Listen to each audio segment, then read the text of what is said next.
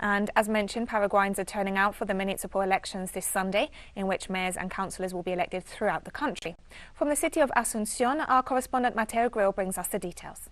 4.5 million Paraguayans are called to the polls to elect 261 mayors and 2,781 councillors throughout the country in municipal elections that were postponed in 2020 due to the COVID-19 pandemic.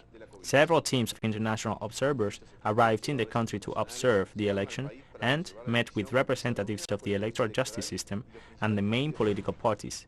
A delegation from the Permanent Conference of Political Parties of Latin America and others from teleSUR met this Saturday with authorities of the Colorado Party to gather details on the election and clear up any doubts. The mission that we fulfill is to install ourselves in the territory at the time the elections take place. In the previous days, we have held a series of meetings with all the complexity involved in an election, where practically 4.5 million Paraguayans are eligible to vote, and where there is also an implementation of new methods from the effective point of view of voting with implementation of electronic voting.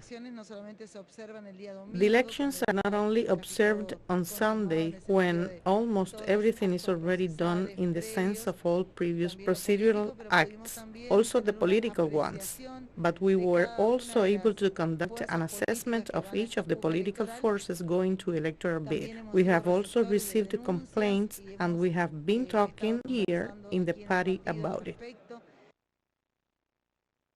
The climate prior to the election is not the best. In recent days, several criminal charges of corruption were filed against the Colorado candidate and former mayor of Asunción, Oscar Rodriguez, and there have been some acts of violence against several candidates throughout the country.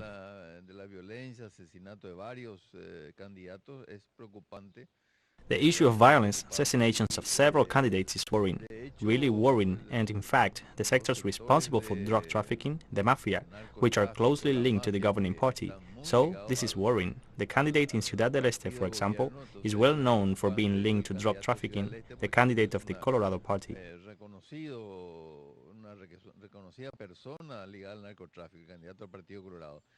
The municipal elections are not mandatory, and according to the historical records of participants, it is expected that slightly more than 50% of those eligible to vote will turn out.